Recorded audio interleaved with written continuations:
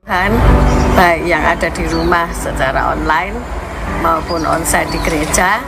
Apa kabar? Iya. Bulan ini tema kita Maintaining Harmony in My Home. Artinya memelihara keluarga bersatu dalam damai sejahtera Yesus Kristus Tuhan.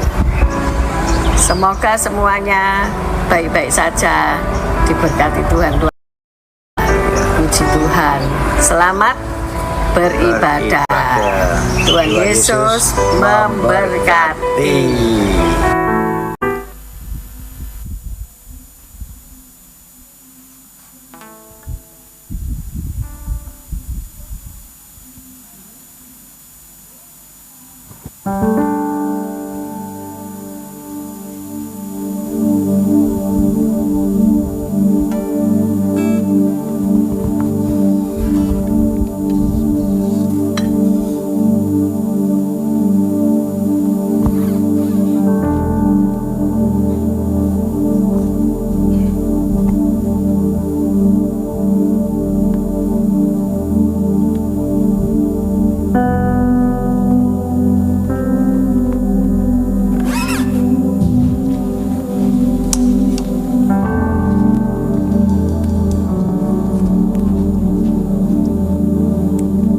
Haleluya, puji nama Tuhan. Shalom. Shalom. Shalom Bapak Ibu Saudara. Apa kabar hari ini? Luar biasa. Di tengah hujan, saya melihat begitu semangatnya Bapak Ibu Saudara datang di tempat ini. Bukan suatu kebetulan, semuanya karena Tuhan. Semuanya karena Roh Kudus taruhkan kerinduan untuk kita sama-sama di tempat ini. Amin. Dan ada satu hal bahwa Roh Kudus mempersatukan kita. Yes, mungkin baru pertama kali saya melihat Bapak Ibu Saudara juga sebaliknya. Tapi kita percaya di dalam Tuhan ada kesatuan di dalam kasih. Dan Tuhan dipermuliakan di dalam kesatuan kita. Amin. Haleluya. Kita mau sama-sama memberikan ucapan syukur kita kepada Tuhan. Saya mau persilahkan Bapak Ibu Saudara boleh mengekspresikan apa yang ada di dalam hati Bapak Ibu Saudara kepada Tuhan. Boleh bangkit berdiri, boleh melompat, boleh duduk, boleh sampai selonjor di dalam hadirat Tuhan.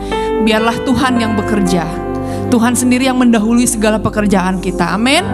Tuhan Yesus luar biasa dan dimuliakan di tempat ini. Haleluya.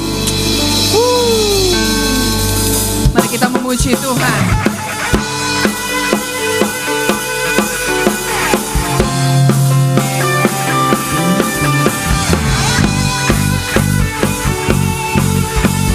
Segala pujian bagi Tuhan.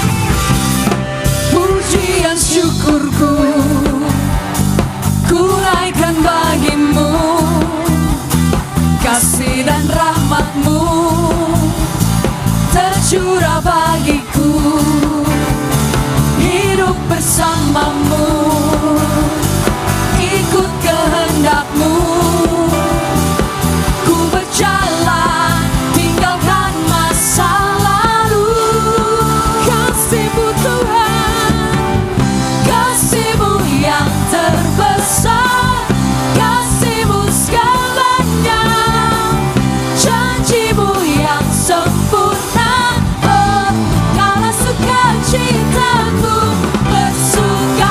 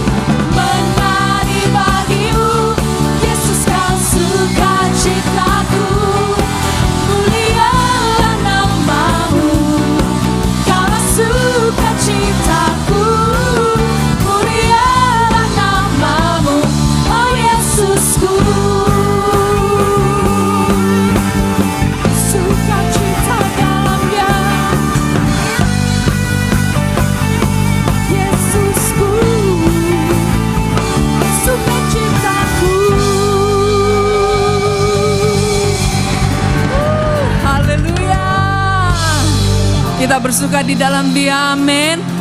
Siapa yang menyelamatkan Bapak, Ibu, Saudara dan saya? Yesus. Namanya luar biasa, namanya dahsyat. Nama yang sanggup menyembuhkan, nama yang sanggup memulihkan. Kuasanya begitu besar. Dan kita benar-benar ada di dalam daulat Raja di atas segala raja. Namanya Yesus, amin. Dan di tempat ini ada Roh Kudus. Dan kita percaya Roh Kudus terlebih dahulu yang mengasihi kita. Roh Kudus akan memberikan kepada kita apa yang kita perlu dengar daripada Tuhan. Amin. Mari kita satukan hati, kita fokuskan waktu ini hanya untuk Dia.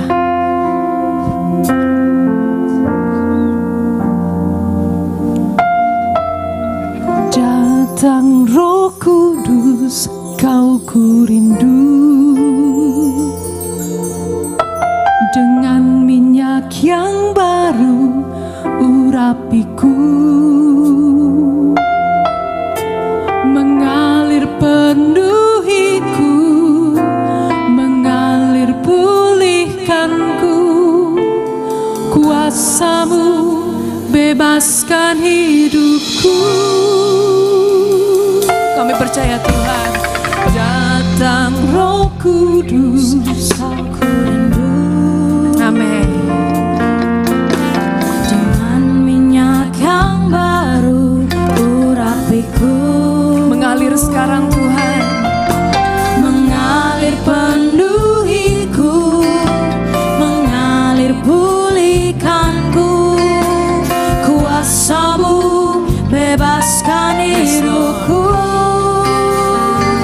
Satu yang ku rindu, bersekutu denganmu.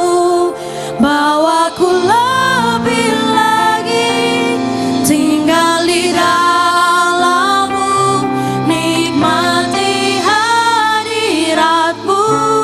Jamalah seluruh hidupku. Kuasa-Mu mengubah hidupku. Datanglah sekarang. Datang Roh Kudus, Kau ku rindu. Dengan minyak yang baru urapiku, mengalir penuhiku, mengalir pulihkanku. Kuasa-Mu bebaskan hidupku. Datang Roh Kudus, Kau ku rindu. Perlu Kau Tuhan. Dengan minyak yang baru urapiku, Mengalir sekarang. mengalir penuhiku, mengalir pulihkanku. Kuasa-Mu bebaskan hidupku. Satu yang ku rindu, bersekutu denganmu. Bawaku lebih lagi tinggal di dalammu, nikmati hadiratmu. Jamalah seluruh hidupku. Kuasa-Mu mengubah satu yang ku rindu, satu yang ku rindu, bersekutu denganmu. Bawaku lebih lagi tinggal di dalammu, nikmati hadiratmu. Jamalah seluruh hidupku. Kuasa-Mu mengubah hidupku. Satu yang ku rindu, bersekutu denganmu. Bawa kami Tuhan. Aku lebih lagi Kami mau diam. di dalammu, nikmati hadiratmu. Jamalah seluruh hidupku. Kuasa-Mu Kuasa-Mu mengubah Bapak Ibu Saudara nyanyikan pujian ini. Satu yang ku rindu, bersekutu denganmu, bawaku lebih lagi tinggal di dalammu, nikmati hadiratmu. Bahwa kami menikmati Engkau lebih lagi. Kuasamu mengubahi satu yang ku rindu, satu yang ku bersekutu.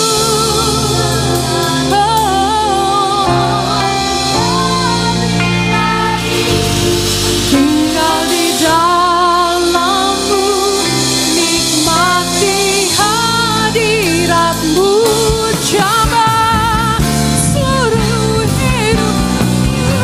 Kuasamu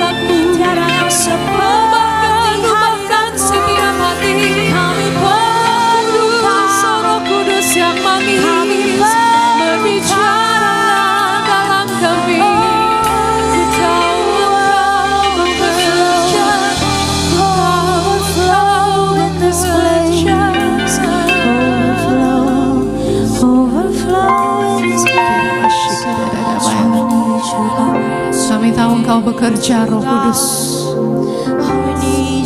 Ajar kami untuk sadar akan hadirat-Mu di tempat ini. Ajar kami untuk respect akan hadirat-Mu di tempat ini. Atmosfer hadirat-Mu Tuhan mengubahkan setiap kami.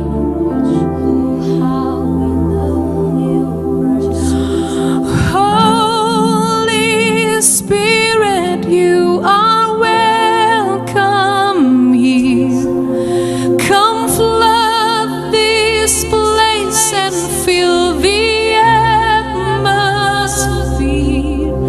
Your glory, God, is what our hearts long for, to be overcome by your presence, Lord. Holy Spirit, you are welcome here. Come flood this place and fill the atmosphere. Your glory, God, is what our hearts long for, to be overcome by your presence, Lord. Holy Spirit, Ya Roh Kudus, datanglah di tempat ini. Come flood this place. Mari penuhi, mari banjiri tempat ini Tuhan dengan hadirat-Mu. Kemuliaan-Mu Tuhan, itu yang kami nantikan, untuk kami dipenuhi oleh Engkau. Yes Lord.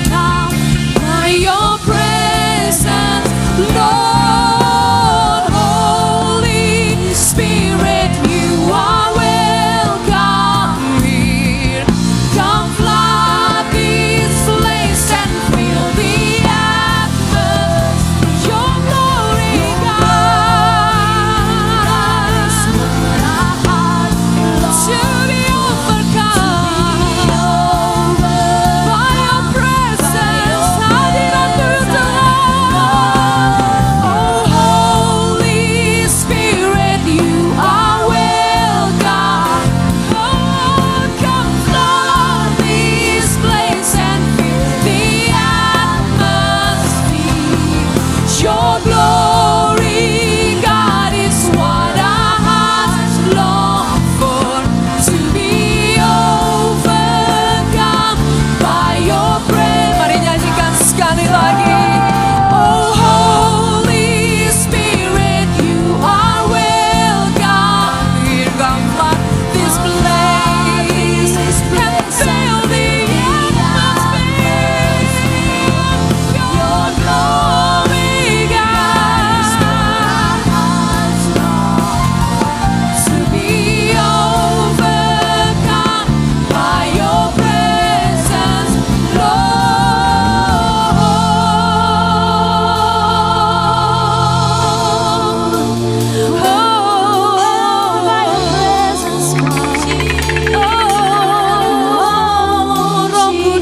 Roh Kudus.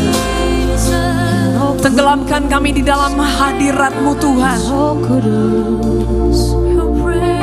Mengalir di tempat ini kuasa Roh Kudus yang tidak terbatas. Engkau Tuhan Allah yang turut bekerja di dalam segala hal untuk mendatangkan kebaikan bagi kami semua, anak-anak-Mu Tuhan, putra-putrimu yang menanti-nantikan Engkau.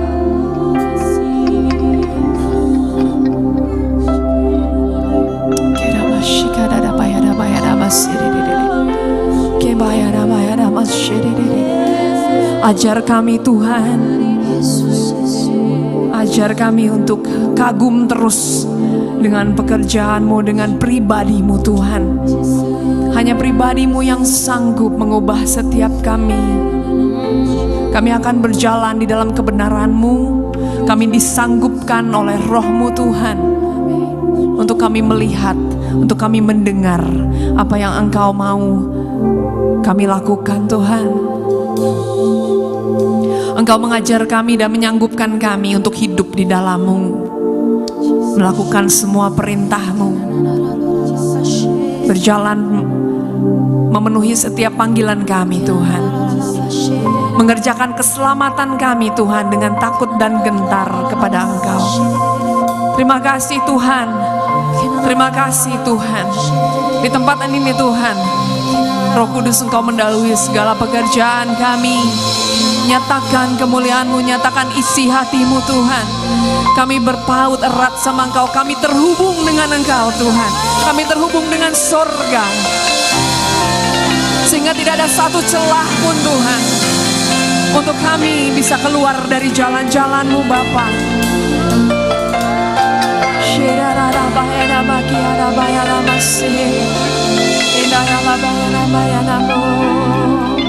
Thank you Jesus, thank you Lord God.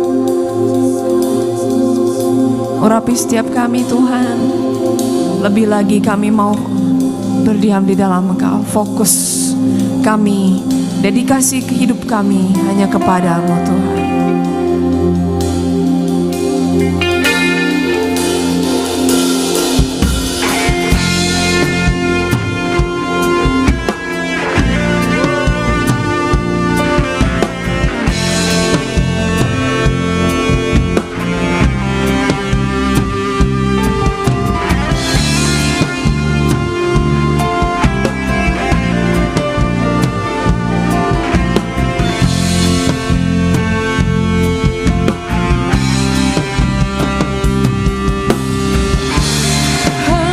Hembuskanlah nafas-Mu, penuhiku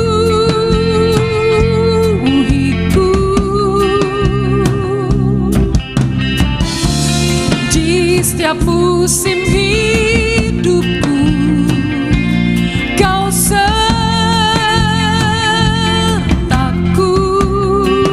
ku arahkan mataku padamu. Segenap jiwa dan hatiku berseru, Yesus, Kau di dalamku,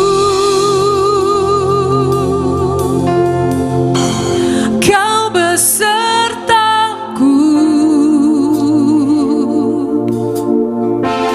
Kan ku serahkan segalanya untuk jadi seperti-Mu.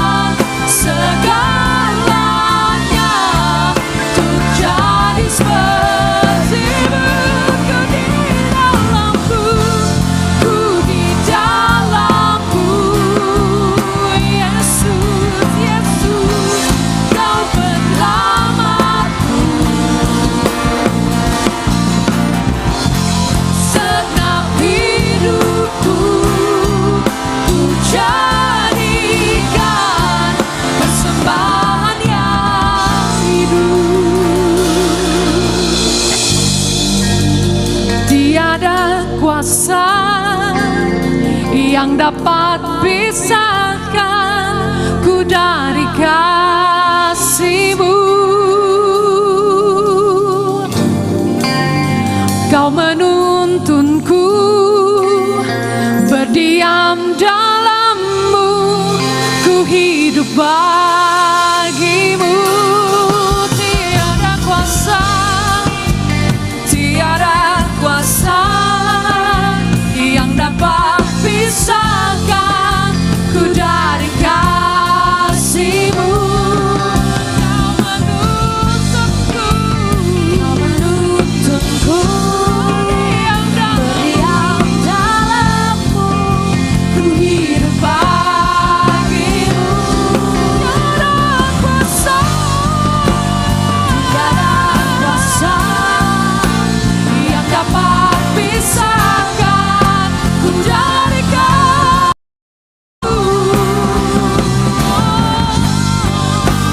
Kau menuntunku berdiam dalam-Mu, ku hidup bagi-Mu.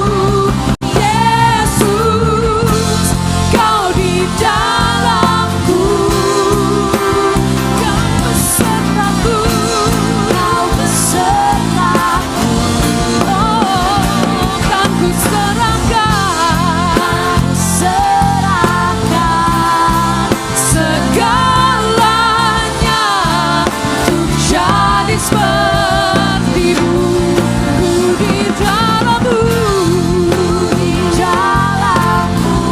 Kau Yesus penyelamatku, Kau penyelamatku. Segenap hidupku, segenap hidupku jadikan persembahan yang hidup hanya bagi-Mu Tuhan. Hidup bagi-Mu, ku hidup bagi-Mu. Segala kemuliaan, segala hormat bagi-Mu Tuhan. Oh, Yesus yang menuntunku, bagi-Mu Tuhan persembahan hidup kami. Oh, anugerah keselamatan, selamatkan setiap kami. Bawa kami lagi hidup di dalam-Mu Yesus, dalam kasih-Mu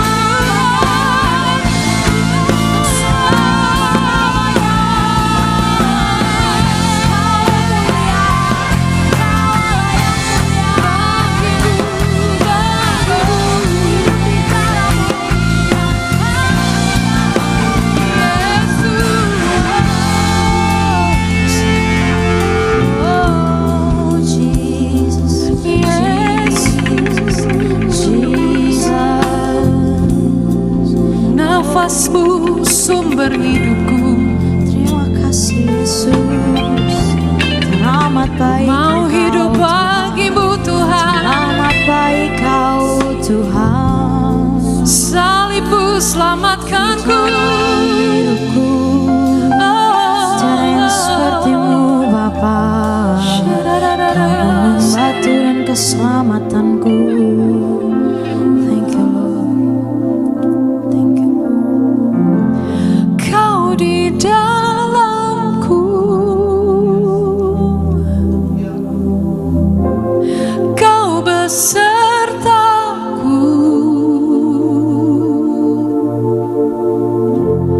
kan ku serahkan segalanya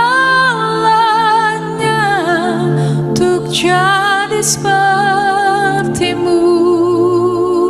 Oh, ku di dalam-Mu,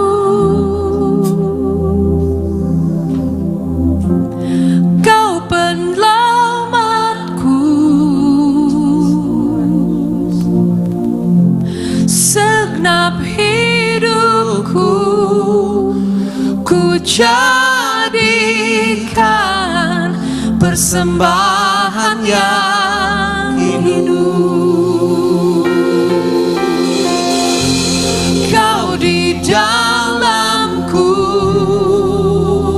Kau besertaku, Kau besertaku.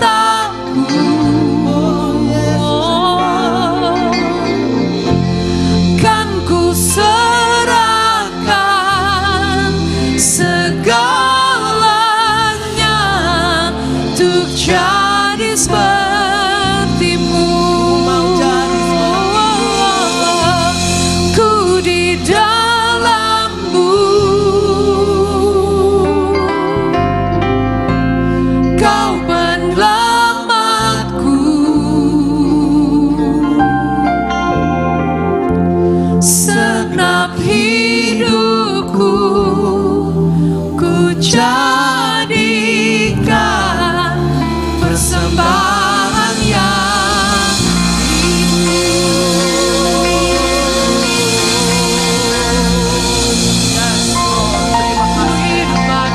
Ini doa kami Tuhan, ini kerinduan kami. Kami mau untuk menjadi lebih lagi menjadi seperti Engkau Tuhan. Kami mau untuk lebih lagi memiliki hati seperti Engkau ya Tuhan Yesus. Bukan kami lagi yang hidup Tuhan, tapi Engkau yang hidup di dalam kami ya Bapa. Biarlah kehidupan kami terus memancarkan kemuliaan-Mu ya Tuhan. Biarlah setiap kehidupan kami terus memancarkan kasih-Mu ya Yesus. Terima kasih Bapa, terima kasih. Saat ini hamba akan membawakan apa yang menjadi isi hati-Mu ya Tuhan. Berkata-katalah ya Tuhanku Yesus, apa yang menjadi isi hati-Mu ya Tuhan. Dan kami percaya setiap firman yang ditaburkan tidak akan pernah kembali dengan sia-sia di dalam nama Tuhan Yesus. Terima kasih Bapa, terima kasih. Kami mau duduk diam untuk mendengarkan Engkau ya Bapa. Di dalam nama Tuhan Yesus kami telah berdoa dan mengucap syukur. Haleluya, amin. Silakan duduk Bapak Ibu Saudara. Terima kasih tim PW, keren banget. Walaupun dadakan, mantap. Shalom saudara-saudara sekalian, perkenalkan nama saya Michael Budi Kase.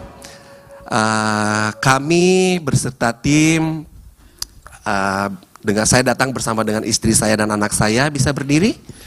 Ini istri saya Vivi, ini anak saya Vibi, lalu bersama dengan anak-anak rohani kami dengan Eva, silakan berdiri Eva, dan Sisilia. Kami, silakan duduk, terima kasih. Kami dari GBI Rock Nusa Pujian di Nusa Dua, Bali. Sebenarnya tujuan kami ke sini datang ke Surabaya dari hari Senin kemarin. Tujuan kami sebenarnya untuk berlibur sebenarnya. Cuma kami ditodong oleh itu pelakunya yang menodong saya. Oleh Michael, kami diminta untuk melayani di tempat ini. Ini suatu anugerah buat kami. Kami bersyukur sekali bisa berada di tempat ini, bisa sharing kehidupan kami bersama dengan Kristus, dan kami bisa sharing juga apa sih yang Tuhan telah lakukan terhadap khususnya terhadap kehidupan saya. Baik, pada saat hari ini saya mau membawakan mengenai persembahan yang benar. Tadi sudah saya sempat kagum juga sih dengan lagu yang dibawakan oleh istri saya. Saya nggak ngomong sama dia juga nggak ngomong ke saya lagu apa aja yang mau dibawakan. Baru tadi saya baru tahu listnya, ternyata ya salah satunya ada lagu yang tadi. Lagu itu tuh jadi kayak sepertinya tuh kita tuh ngomong ke Tuhan, Tuhan bukan aku lagi Tuhan, tapi Engkau yang hidup di dalamku. Aku mau lebih lagi mengenal Engkau Tuhan. Aku mau bawa hidupku sebagai persembahan yang hidup bagi Engkau Tuhan. Nah nanti mungkin saya tidak akan terlalu lama untuk bawakan firman. Saya lebih mau menceritakan bagaimana sih Tuhan bekerja dalam hidup saya. Seperti itu. Baik, ayat yang akan saya bawakan hari ini adalah dari Roma 12 ayat 1 sampai ayat 5. Roma 12, kalau ada rekan-rekan dari multimedia bisa tampilkan, boleh dibantu. Roma 12 ayat 1 sampai 5. Saya akan bacakan demikian firman Tuhan. Persembahan yang benar. Karena itu saudara-saudara, demi kemurahan Allah aku menasihatkan kamu supaya kamu mempersembahkan tubuhmu sebagai persembahan yang hidup, yang kudus dan yang berkenan kepada Allah. itu adalah ibadahmu yang sejati. Ayat 2, janganlah kamu menjadi serupa dengan dunia ini, tetapi berubahlah oleh pembaharuan budimu, sehingga kamu dapat membedakan manakah kehendak Allah, apa yang baik, yang berkenan kepada Allah, dan yang sempurna. Ayat 3, berdasarkan kasih karunia yang dianugerahkan kepadaku, aku berkata kepada setiap orang di antara kamu, janganlah kamu memikirkan hal-hal yang lebih tinggi daripada yang patut kamu pikirkan. Tetapi hendaklah kamu berpikir begitu rupa, sehingga kamu menguasai diri menurut ukuran iman yang dikaruniakan Allah kepada kamu masing-masing. Sebab sama seperti pada satu tubuh, kita mempunyai banyak anggota, tetapi tidak semua anggota itu mempunyai tugas yang sama. Demikian juga kita, walaupun banyak, adalah satu tubuh di dalam Kristus, tetapi kita masing-masing adalah anggota yang seorang terhadap yang lain. Nah, dari firman ini, saya mau membagikan mengenai kisah kehidupan saya. Kami tergabung di tim Praise and Worship di Nusa Pujian di Nusa Dua. Bagaimana di dalam tim itu tuh kami mengalami hal-hal yang, ya banyak hal, mau yang menyenangkan, malah begitu pula yang tidak menyenangkan. Nah, pada waktu hal itu terjadi, seringkali yang muncul pertama kali, jujur, kedagingan kami. Betul? Udah pasti, manusia, itulah sifat dasar manusia yang jatuh dalam dosa. Yang pertama keluar, ya pasti kalau nggak kesel, marah, atau kecewa, sedih.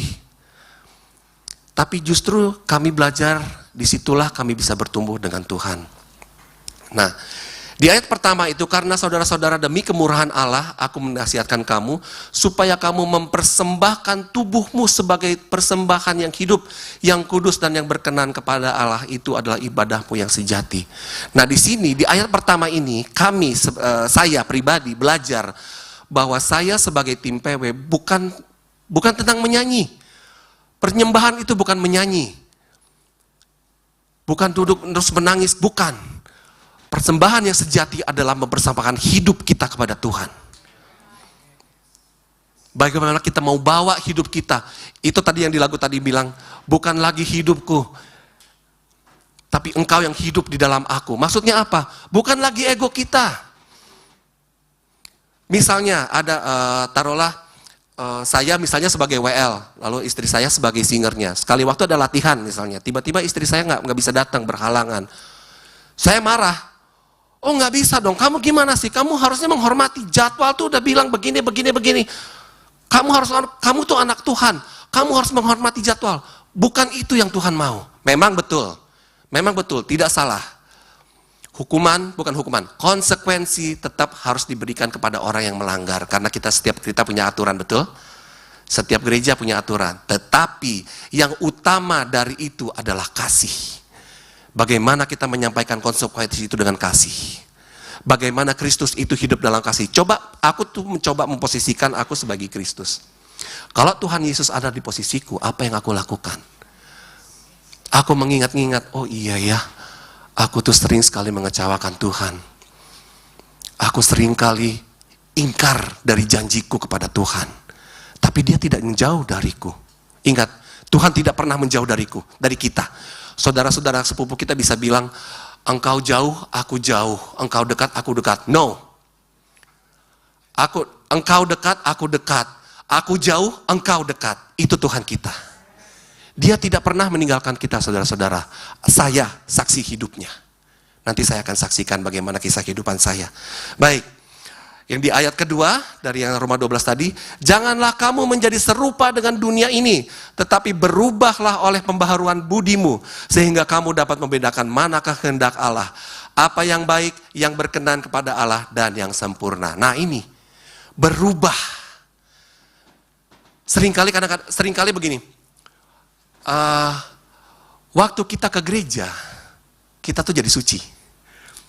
Kita tuh jadi, wah baik, shalom, apa kabar? Wah puji Tuhan, wah kamu hebat sekali, saya melihat Tuhan dari wajahmu. Begitu, itu di hari Minggu. Senin ke Sabtu, lain lagi. Itu tidak berubah, saudara.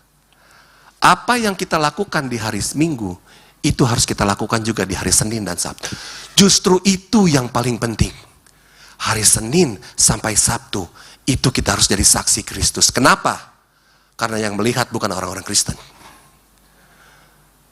Menjadi saksi adalah menjadi contoh bagi orang-orang yang belum pernah mendengar Tuhan, belum pernah mendengar nama Kristus, belum pernah merasakan kasih Yesus. Itu tugas kita sebagai saksi Kristus. Berubah. Apa dibilang tadi? Berubahlah oleh pembaharuan budimu, sehingga kamu dapat membedakan mana kehendak Allah, apa yang baik dan yang berkenan. Ketika kita berubah, hubungan kita dengan Tuhan pun akan berubah. Amin. Cerminan hubungan kita dengan sesama, itu cerminan hubungan kita dengan Kristus. Bagaimana kita memperlakukan orang-orang di luar Kristus, itu adalah cara kita memperlakukan Tuhan. Makanya dibilang yang paling penting adalah dari hari Senin sampai Sabtu. Bagaimana kita memperlakukan bawahan kita mungkin, bagaimana kita memperlakukan adik kita, teman-teman sekolah kita, rekan-rekan kerja kita, pembantu kita yang paling sering kita omel-omelin. Jujur saya dulu galak sama pembantu di rumah. Saya pernah membuat pembantu saya menangis. Dan itu ternyata tidak berkenan. Walaupun di hari Minggu itu saya bilang, haleluya, Engkau sungguh baik Tuhan. Bagaimana kita bisa mengatakan, Tuhan aku mengasihi Engkau, tapi kita tidak mengasihi sesama kita. Hubungan kita dengan sesama itu mencerminkan hubungan kita dengan Kristus. Baik. Selanjutnya di ayat ketiga. Berdasarkan kasih karunia yang dianugerahkan kepadaku, aku berkata kepada setiap orang di antara kamu, janganlah kamu memikirkan hal-hal yang lebih tinggi daripada yang patut kamu pikirkan, tetapi hendaklah kamu berpikir begitu rupa, sehingga kamu menguasai diri menurut ukuran iman yang dikaruniakan Allah kepada kamu masing-masing. Janganlah kamu memikirkan hal-hal yang tidak patut kamu pikirkan, lebih tinggi dari yang kita patut pikir. Kalau anak-anak sekarang bilangnya mungkin OVT kali ya, overthinking. Hal-hal yang tidak patut kita pikirkan. Seperti dulu saya selalu mikirkan gini, aduh Tuhan, cicilan rumah saya belum lunas Tuhan. Aduh Tuhan, rumah saya perlu perbaikan. Aduh Tuhan, uang sekolah anak saya, tahun depan anak saya, tahun ini anak saya sudah SMA. Apa yang harus saya lakukan? Saya harus diingatkan oleh Tuhan. Oi, Mike, bukankah masa depan anakmu ada di tanganku? Bukankah hidupmu, Michael Budikase, ada di tanganku? Kenapa kamu pikirin yang seharusnya menjadi pikiranku? Kenapa kamu melakukan apa yang seharusnya aku lakukan? Dari situ saya belajar. Saya hanya memikirkan apa yang ada di depan saya, yaitu Kristus. Ketika saya berhadapan dengan Vivi, dengan istri saya melihat Kristus di dalam dia. Itu pentingnya kita harus tumbuhkan Kristus di dalam kita. Kita harus jaga hubungan Kristus, hubungan pribadi kita. Kenapa? Supaya Kristus itu bisa terpancar di kita. Jadi kebayang nggak kalau misalkan saya datang ngelihat, aku lihat Kristus di mata Vivi. Aku ngelihat Kristus di mata Eva. Saya melihat Kristus di mata Sisil, di mata Phoebe anak saya. Begitupun sebaliknya. Itu dia. Makanya diperlukan. Tidak perlu lagi kita pikirkan apa. Karena Kristus sudah ada di dalam kita. Memegang masa depan kita. Memegang hidup kita. Manusiawi sih. Kalau saya bilang, kita sering kali memikirkan hal-hal yang, apalagi sebagai laki-laki ya. Kita sebagai tulang punggung keluarga, kita harus memikirkan masa depan anak istri kita. Kita harus memikirkan mau arah kemana keluarga, rumah tangga kita itu berjalan. Tapi kita sering kali lupa, kalau kaptennya itu Tuhan Yesus. Nahkodanya itu Tuhan Yesus. Kita cuma ada duduk di sampingnya dia ngeliatin gitu. Ya, itu di ayat 3. Janganlah kamu memikirkan hal-hal yang lebih tinggi daripada yang patut kamu pikirkan. Tetapi hendaklah kamu berpikir begitu rupa. Sehingga kamu menguasai diri menurut ukuran iman yang dikaruniakan. Nah ini, menguasai diri. Ketika kita sudah bisa menguasai diri kita, ya tentunya dengan bantuan Roh Kudus. Ketika Roh Kudus sudah mengubahkan hati kita, semuanya akan tenang, semuanya akan aman-aman aja. Kita cukup memikirkan apa yang di depan kita, yaitu Kristus, hubungan kita dengan Kristus. Bagaimana kita memperlakukan sesama kita. Membangun hubungan dengan Kristus itu begini, maksudnya salah satunya adalah mendisiplinkan diri. Mendisiplinkan diri dengan apa? Saat teduh. Lalu waktu lagi firman disampaikan, kita nggak main HP. Kita mendengarkan, kita menyimak. Lalu waktu doa, kita betul-betul fokus sama Tuhan. Itu yang hubungan dengan vertikal, yang dengan Tuhan. Yang horizontal, itu tadi yang dibilangin. Bagaimana kita memperlakukan sesama kita. Dengan kalau itu kita latih, hubungan kita dengan Tuhan akan menjadi jauh lebih baik. Dan percayalah Tuhan akan hidup di dalam kita. Baik, di ayat 4 dan 5, ini 4 dan 5 sama nih. Sebab sama seperti pada satu tubuh kita mempunyai banyak anggota, tetapi tidak semua anggota itu mempunyai tugas yang sama. Demikian juga kita, walaupun banyak, adalah satu tubuh dalam Kristus. Tetapi kita masing-masing adalah anggota yang seorang terhadap yang lain. Saya dengan tim multimedia berbeda tugasnya. Saya dengan Asher berbeda tugasnya. Saya dengan Bapak Ibu Gembala berbeda tugasnya. Saya dengan anak saya pun berbeda tugasnya. Tetapi yang perlu kita ingat, kita adalah satu anggota tubuh. Kita tergabung dalam satu tubuh Kristus dan Kristus adalah kepalanya. Seringkali sih aku lupa ya, apalagi sebagai bapak gitu, kalau misalkan anakku melakukan kesalahan, saya sering marah. Tapi setelah itu saya selalu berusaha untuk memperlihatkan kalau aku ini mengasihi engkau. Ya, kamu anakku, tugasmu adalah belajar. Tugasmu adalah membantu orang tua. Tugasmu adalah melatih dirimu supaya kamu bisa menghadapi masa depanmu. Dan tugasku adalah membimbing engkau. Tugasku adalah mengasihi engkau. Unconditional love. Tugasku adalah membiayai engkau. Tugasku adalah membimbing engkau. Walaupun berbeda-beda kita mempunyai tugas masing-masing. Jangan pernah kita saya ini soundman. Saya selain tim PW juga saya tergabung di soundman. Dan saya salut buat teman-teman soundman. Saya sering merasakan juga bagaimana rasanya tuh jadi tim soundman itu kalau di dalam satu event, dia tuh jadi kayak babu gitu. Bahkan menanyakan toilet pun ke dia gitu. Dan seringkali apalagi kalau di event sekuler, jadi kan saya juga sering ikut dalam event-event organizer di event-event sekuler. Dan saya tuh melihat bagaimana si soundman itu diperlakukan oleh pengisi acara tuh seperti, waduh kasihan banget tuh kadang-kadang. Itu volume gue gak kedengeran, gimana sih lo? Woi, drum yang kedengeran nih, gimana sih? Kayak gitu, jadi ngomongannya udah, waduh. Sebenarnya lebih dari itu ngomongnya, cuma gak bisa saya sampaikan di sini. Saya bilang, waduh kasihan banget tim soundman ini ya. Nah dari situ saya belajar, ketika kita memperlakukan mereka, justru nilai kita jatuh di depan mereka, di depan orang lain. Bukannya malah jadi kelihatan, oh iya ini artisnya, enggak. Justru reaksinya, apa sih ini baru juga kayak begini gitu. Ketika kita memperlakukan buruk teman-teman kita, saudara-saudara kita, justru nilai kita turun. Oke, kita atasan. Oke, kita bos mereka misalnya seperti itu. Tapi percayalah, nilai kita turun di mata mereka. Tidak, apalagi kita nih orang Kristen. Di sini tuh di jidat tuh udah ada namanya Yesus gitu, sama salib gede kayaknya di orang-orang tuh. Ingatlah, itu yang kita bawa kemana-mana. Identitas kita sebagai keluarga, sebagai warga negara Kristus, kerajaan surga, itu tetap melekat di hati kita.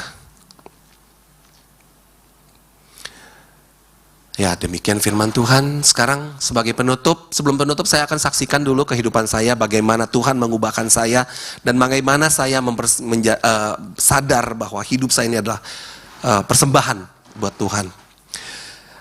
Saya lahir dan besar di kota Bandung.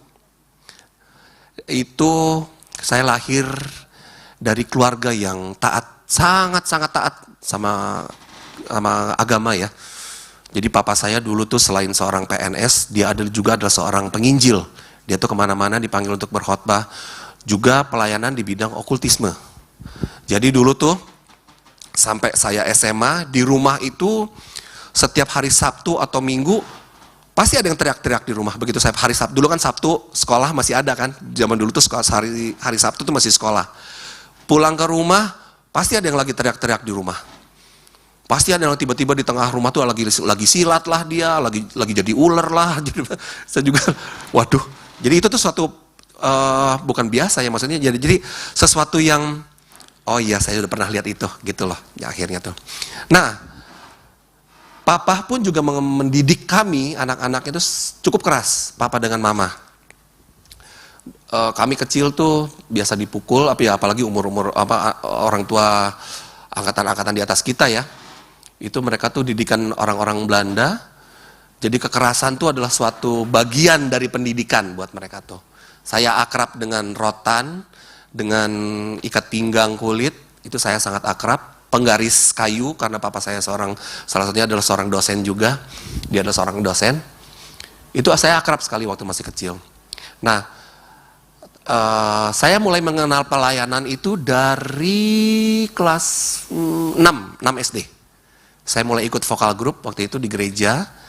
Lalu saya pelayanan sampai SMA di tim PW di Bandung, di gereja di Bandung. Tetapi di sisi lain, saya sudah mulai kelas 5 SD, saya sudah mulai mengenal rokok. Saya mulai pertama kali merokok itu kelas 5 SD.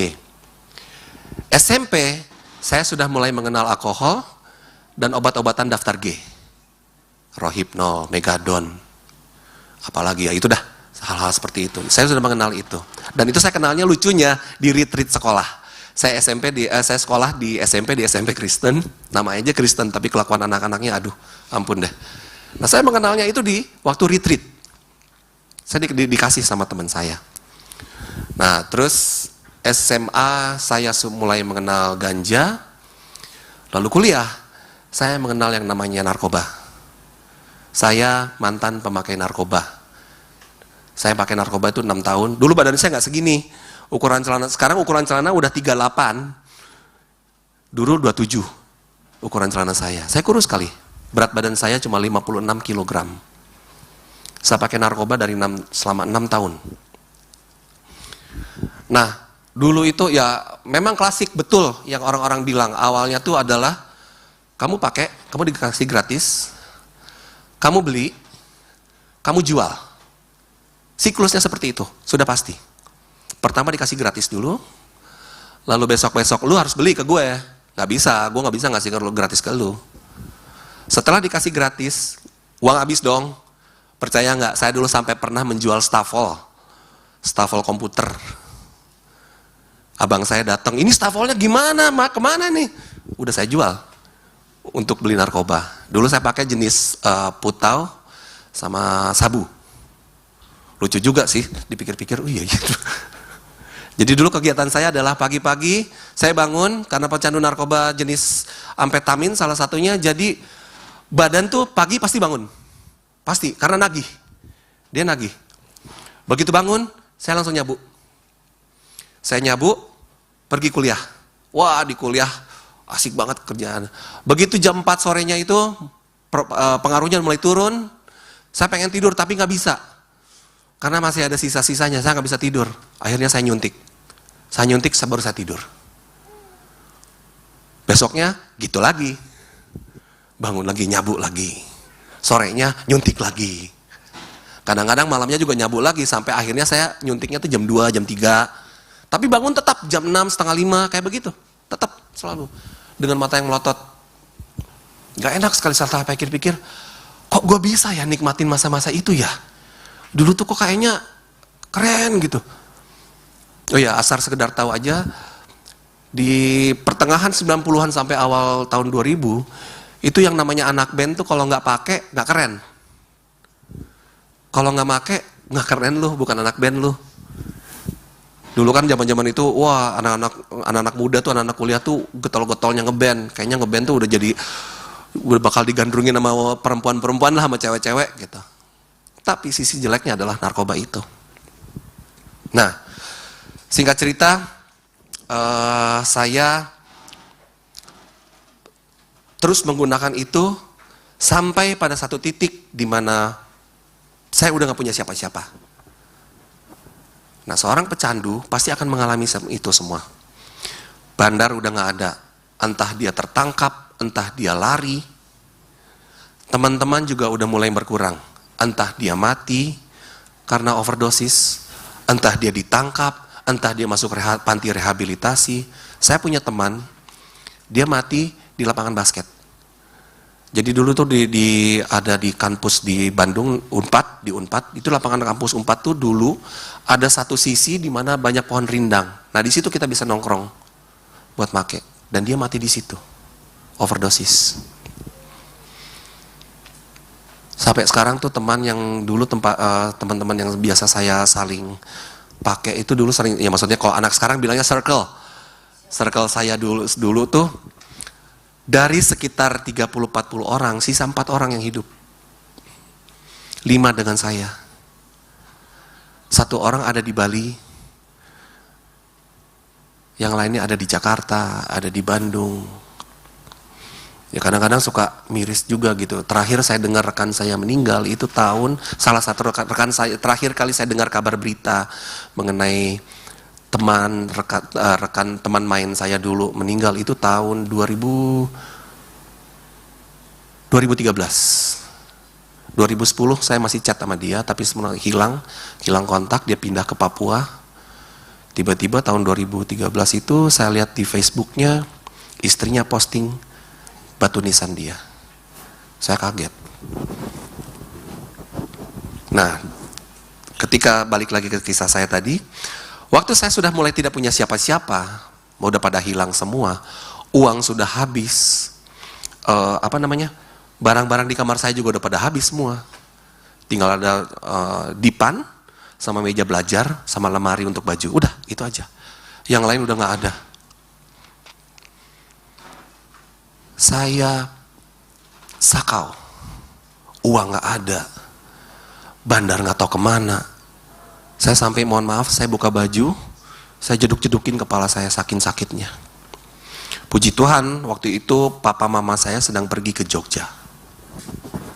Selama 40 hari waktu itu. Ke Manado. Papa mama saya pulang kampung. Oh iya, saya ini orang Sulawesi Utara, tapi lahirnya di Bandung. Papa saya orang Sangir, mama saya orang Manado. Nah, mereka pulang kampung waktu itu. Saya sakau di sana. Saya jeduk-jedukin kepala saya karena sakit, saudara-saudara. Sakit sama badan tuh merinding-merinding tapi nggak enak gitu. Apa ya? Ya begitu dah rasanya orang yang lagi sakau itu. Nah, lalu puji Tuhannya, ya itulah hebatnya. Hebatnya Tuhan tuh di situ. Dia ingatkan saya, gua ada di sini, Mike. Gua di samping elu. Ini tangan gua, Mike. Saya ingat Tuhan. Itu buah dari saya tetap datang ke gereja. Walaupun saya seorang pecandu. Saya pernah datang ke gereja dalam keadaan lagi tinggi-tingginya, saya datang ke gereja dan saya pingsan dalam gereja. Waktu saya bangun, saya duduk, posisi duduk, masih Alkitab manual, Alkitab kebuka, dan saya sendirian di ruangan itu. Gak ada yang bangunin saya. Saya pernah seperti itu, tapi saya tetap datang, walaupun waktu itu mungkin saya mikirnya rutinitas, jadi ya karena gue orang Kristen, gue harus datang ke gereja. Tapi percayalah, makanya kenapa sekarang tuh setiap kali berdoa, setiap kali saya membawa firman, saya selalu perkatakan, setiap firman yang disampaikan tidak akan pernah kembali dengan sia-sia. Itu buahnya, itu buahnya, itu buahnya. Kuasa perkataan itu ada kuasa. Apalagi kuasa dari firman Tuhan, perkataan Tuhan sendiri. Nah, pada waktu saya sedang sakau itu Tuhan tuh kayak yang, jadi saya nggak dengar secara langsung tuh, gua ada di sini, Mike, enggak. Tapi pikiran saya yang ketika itu sedang sakau, tiba-tiba langsung keinget Tuhan. Oh ya Tuhan. Akhirnya aku tantangin Tuhan, pakai bahasaku sendiri waktu itu.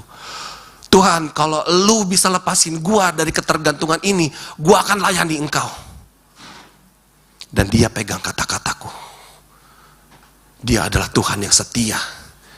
Dia adalah Tuhan yang tidak pernah meninggalkan. Dia pegang kata-kataku. Besoknya saya langsung sembuh? Enggak. Besok saya masih sakau, masih ketemu dengan tiba-tiba ada teman yang telepon, lu di mana? Gue di rumah, nih gue ada nih, kesini dah. Datang aku ke rumahnya dia.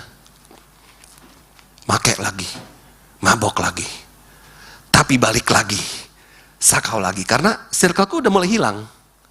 Circleku udah mulai hilang, dan aku juga udah gak berusaha untuk cari. Kalau dulu tuh, istilah kita dulu lobang, bandar tuh lobang. Lobang ada di mana-mana. Kalau di sini nggak ada, ke sana. Kalau di sana nggak ada, pindah ke sini. Kalau nggak ke sini, kampus ini, kampus itu, kampus itu. Dulu begitu saya. Tapi, ya itu dia. Kasihnya Tuhan yang membuat aku seperti itu. Aku berani mengatakan itu karena dia punya rencana yang baik. Di antara kita tuh dia, di setiap kita dia punya rencana yang indah. Percayalah. Dia punya rencana yang indah buat saya. Makanya dia izinkan kondisi yang tidak enak itu terjadi supaya dia bisa mengangkat saya. Akhirnya saya kembali lagi ke kondisi seperti itu, tapi sekarang bedanya saya tuh diingetin dengan janji saya. Bahwa saya pernah bilang, kalau lu bisa lepasin gua akan layani engkau. Aku harus layani dia. Percaya nggak, saudara-saudara? Saya nggak pernah masuk panti rehabilitasi. Tidak pernah sama sekali. Tapi kuasa Tuhan yang mengangkat saya dengan begitu aja. Begitupun dengan kecanduan saya dengan rokok. Orang lain makan harus pakai permen dulu nih, atau pindah dulu lu, pindah ke IQOS. Sama aja. Tidak mengganggu. Selama otak kita, mindset kita itu belum diubahkan, kita tidak akan bisa berubah. Ingat loh, Tuhan bisa menolong kita, tapi kita punya peran penting untuk mengizinkan Tuhan menolong kita. Tuhan gak bisa menolong orang yang tidak mau ditolong. Makanya selalu dibilang, yang Tuhan perlukan itu cuma satu, misalkan ada 1000 tangga, yang Tuhan perlukan itu cuma satu tangga gini, udah. 999 itu bagian Tuhan. Tapi untuk melangkah ke sininya ini, satu langkahnya ini, itu berat banget. Itu yang saya alami. Dan Tuhan bisa pakai cara apapun. Kenapa saya bilang gitu? Saya terinspirasi sama satu film. Itu dulu tahun 98. Tahun 98 film itu. Satu film indie dari Inggris. Scotland. Namanya Trainspotting. Kalau misalnya ada yang mau nonton, silakan. Di situ ditunjukin bagaimana seorang pecandu itu bisa lepas dari kecanduannya.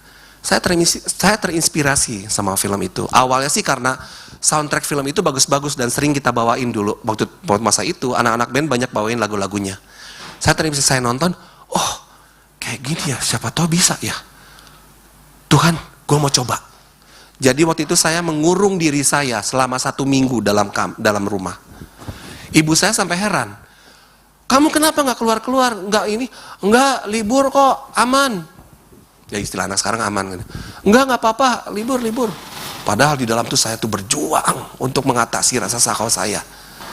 Bilang, Tuhan saya mau sembuh, tolong saya Tuhan. Masa kritis dari penyembuhan ketergantungan itu 3 hari. 3 hari pertama. Hari pertama, waduh, living hell. Hari kedua sudah mulai mendingan, hari ketiga udah mendingan, hari keempat tinggal merinding-merindingnya aja.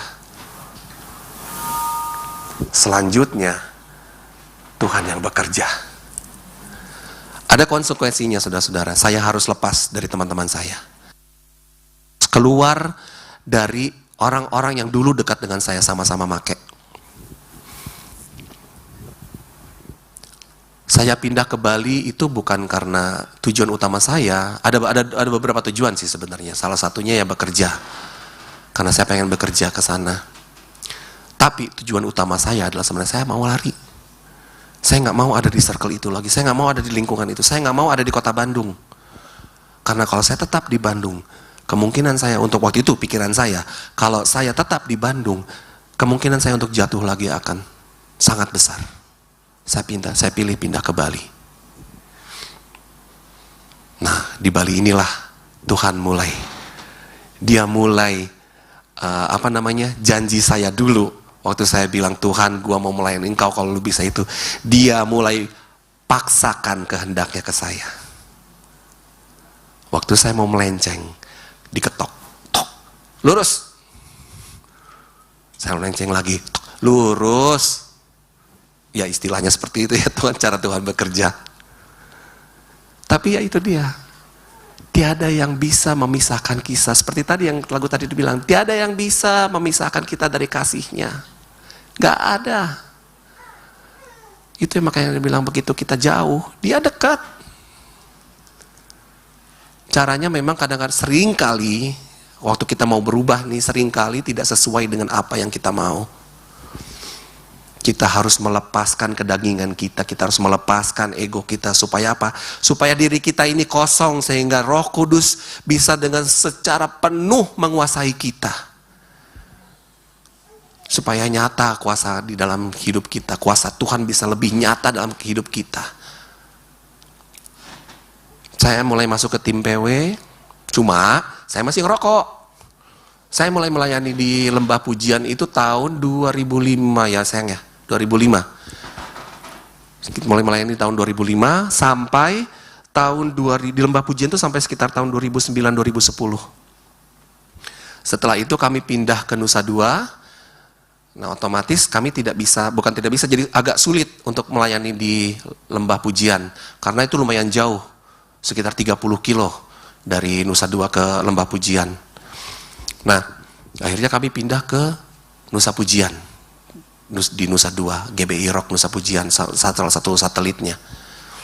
Nah di sana Tuhan makin memaksakan kehendaknya. Itu tahun 2010 ya sayang ya, kita pindah ke Nusa Dua. 2011? Oh iya 2011. 2011 kita pindah ke Nusa Dua. Nah 2011 itulah saya mulai berhenti merokok. Caranya sama juga dengan yang saya lakukan itu. Saya rubah otak saya rubah mindset saya. Kalau saya tetap melakukan ini, apa yang saya persembahkan ke Tuhan?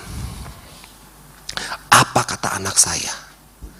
Kalau saya pada satu saat nanti saya lihat anak saya merokok, apa yang bisa saya lakukan?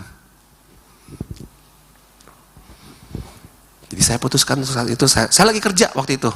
Saya lagi di depan komputer. Ya sekali lagi Roh Kudus bekerja atas saya. Dia bilang, ya itu tadi yang saya bilang, kalau misalkan gue tetap lakukan ini, gue nih pelayan Tuhan, apa yang gue kasih ke dia? Persembahan seperti apa yang saya berikan kepada dia? Saya langsung tinggalin komputer, saya keluar, saya telepon istri saya. Saya bilang, sayang, mulai hari ini aku mau berhenti ngerokok. Ya aku nggak tahu sih waktu itu, pada saat itu reaksi dia seperti apa sih reaksimu dulu? Saya nggak tahu seperti apa waktu itu, cuma dia bilang, oke sayang, aku akan bantu kamu. Dia bilang seperti itu. Nah, metodenya juga masih tetap sama. Setelah saya berkatakan seperti itu, saya mulai menjauhi orang-orang, teman-teman kantor dulu. Jadi dulu biasanya tuh kalau habis makan, biasa jam makan siang kan, habis makan nongkrong dulu, makannya paling cuma 10 menit, tapi selebihnya sampai, kan itu kan 60 menit kan, 10-15 menit, sisanya nongkrong, sambil ngerokok, sambil ketawa-ketawa. Nah saya memisahkan diri. Misalnya, Mike, yuk makan yuk, lu duluan dah, gue belakangan, gue masih ngerjain ini. Sampai saya dicap, wah nih anak udah beda nih. Kalau ada acara-acara kantor, saya jadi sendirian. Yang biasanya tadi, wah hahihi gitu acara-acara. Enggak, kalau saya sekarang jadi sendirian, pulang duluan. Kadang-kadang kalau misalnya mintain tolong, sudah tidak seperti dulu. Kalau apa lu perlu apaan? Oh oke sini. Sekarang enggak. Ntar dulu boleh enggak? Gue lagi ngerjain dulu ya. Jadi kayak gitu. Itu konsekuensinya. Enggak apa-apa. Kalau itu yang memang harus saya jalani untuk mendapatkan perubahan, untuk jadi lebih baik dari Tuhan, kenapa tidak? Akhirnya saya jalani itu, sampai sekarang saya sudah bisa berhenti merokok. Puji Tuhan, ya, yang saya mau sampaikan kepada saudara-saudara adalah, jangan tinggalkan Tuhan. Kalau kita mau berubah, jangan tinggalkan Tuhan. Kadang-kadang orang selalu pikir begini, aduh, aku ini terlalu kotor Tuhan. Aku ini orang berdosa. Aku malu untuk datang ke gereja Tuhan karena aku kotor. Justru itu pemikiran yang salah. Gereja ada bukan untuk orang-orang suci, enggak. Tuhan datang tuh bukan untuk orang-orang sehat, enggak. Dia datang untuk orang-orang sakit. Dan seringkali kita menghakimi mereka. Baru-baru ini ada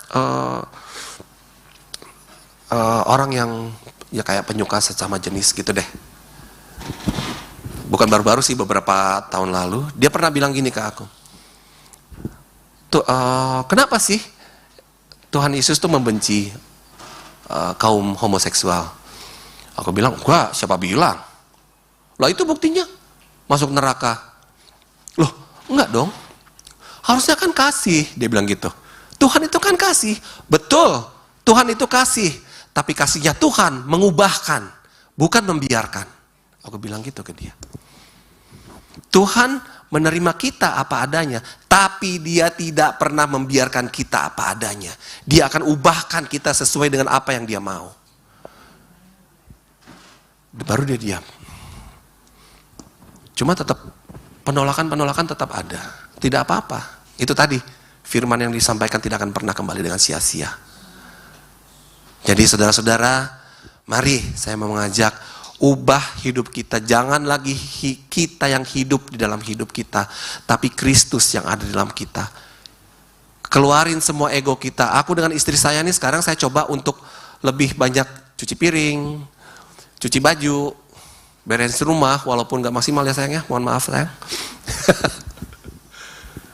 Kalau dulu saya datang, ini kalau baru cuci, baju saya mana? Enggak. Sekarang saya coba untuk menaruh diri saya di bawah. Tujuannya apa? Bukan supaya saya dinaikin gitu, enggak. Saya mencoba menaruh hidup saya di bawah, supaya Kristus yang bisa naik, bukan saya lagi. Tuhan Yesus memberkati. Terima kasih. Ya, saya serahkan kepada Bapak. Oh, mic-nya cuma satu. Oh iya.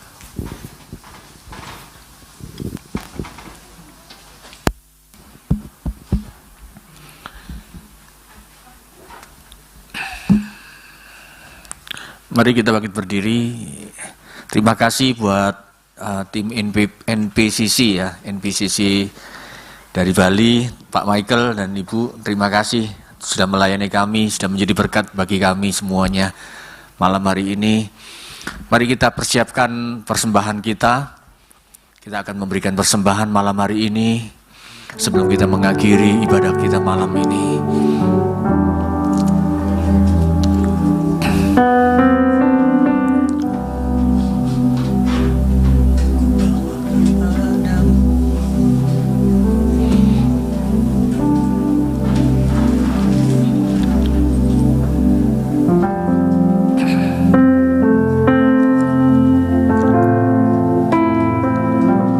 Dalam malam hari ini kita boleh merespon firman, apa yang menjadi pesan yang begitu kita boleh menangkap apa yang menjadi kehendak Tuhan dalam kehidupan kita malam ini.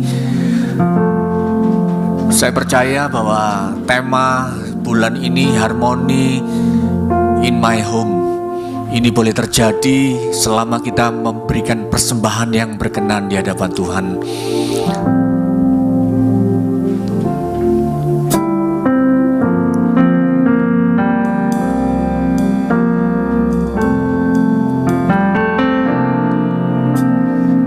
Bawa kepadamu, oh Tuhan, persembahanku ini. Ku ingin Engkau menerima korban syukurku melalui pujian.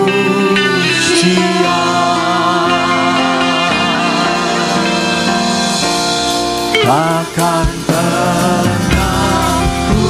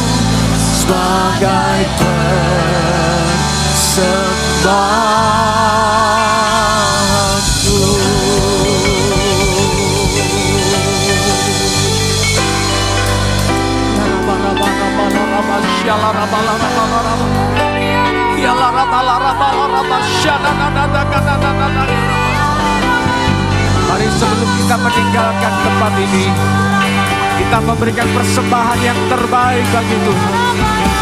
Berilah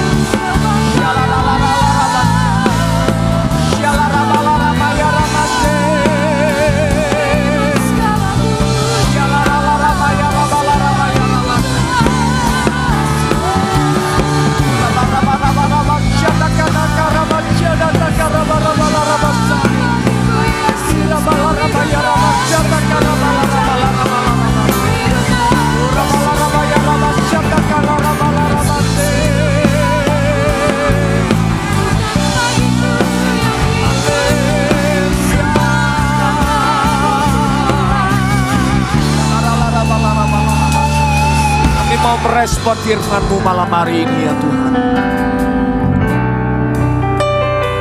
Bukan hanya sekedar kami berada di gereja, kami menjadi terang. Tapi pada saat kami di luar Tuhan, dalam perkataan kami, dalam perbuatan kami, ada persembahan yang berkenan di hadapan-Mu Tuhan. Pada saat hidup kami di tengah-tengah marketplace Tuhan, Tuhan, Engkau milik kami dan Engkau Tuhan di dalam kami. Dan biarlah terang-Mu itu bercahaya dalam kami Tuhan.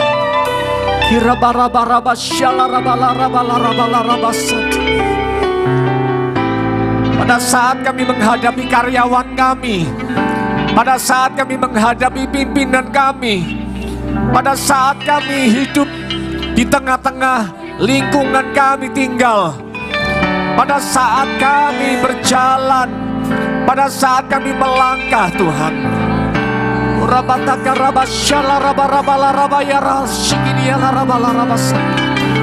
Yalah Roh Kudus, mampukan kami Roh Kudus, ubahkan kami Roh Kudus, jamah kami Roh Kudus. Hanya Roh-Mu yang memberikan kami hati yang penuh kasih. Hanya Roh-Mu yang membuat kami boleh mengasihi, bisa mengasihi, bisa mengampuni, bisa membuat kami melangkah di dalam terang Kristus.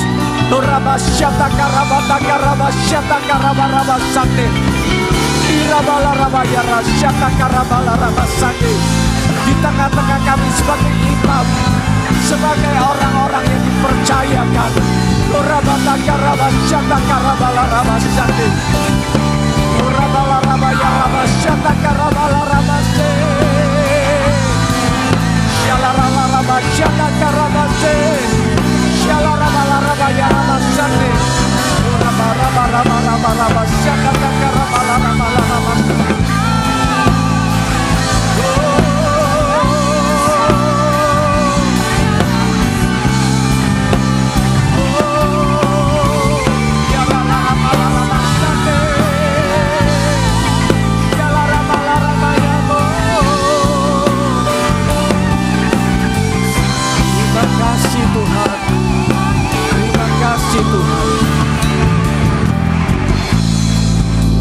mau hidup kami apa adanya di hadapan-Mu Tuhan. Tidak ada bayang-bayang, semuanya terbuka di hadapan-Mu Tuhan.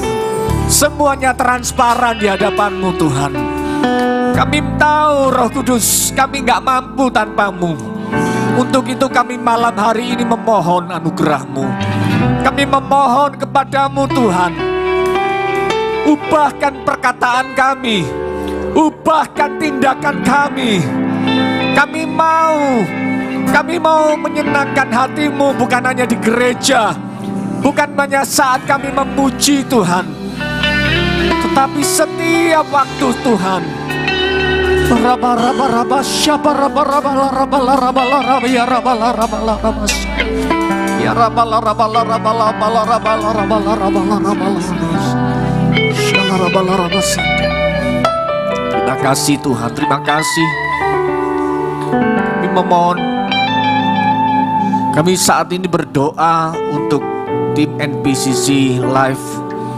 Kami berdoa buat Bapak Michael bersama dengan istri dan anak, bersama dengan tim yang menyertai pelayanan malam hari ini.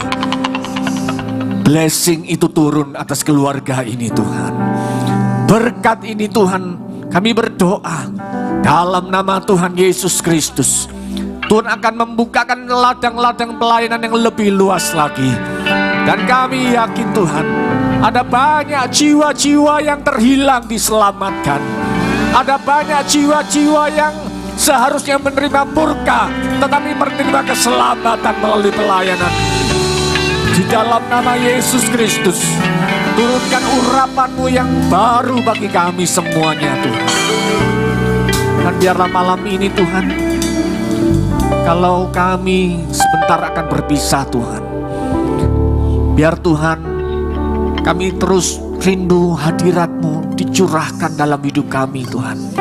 Dan kami pulang dari tempat ini Tuhan, kami diberikan anugerah, diberikan kekuatan untuk kami boleh menjalani hari kami Tuhan. Terima kasih Bapa, terima kasih. Sebagaimana kami mengangkat kedua tangan kami menyerahkan hidup kami ke dalam tangan kuasa-Mu. Bukankah saat kami mengangkat tangan kami, Tuhan Engkau turunkan tangan-Mu Tuhan. Kiranya berkat daripada Bapa yang sangat baik, cinta kasih daripada Tuhan Yesus Kristus, dan persekutuan Roh Kudus yang menyertai mulai malam hari ini, bahkan sampai Maranatha Tuhan datang kedua kalinya. Di dalam nama Yesus Kristus, mari yang percaya terima berkat Tuhan, bersama-sama kita katakan amin. Tuhan Yesus memberkati. Jangan lupa besok ada ibadah MMC.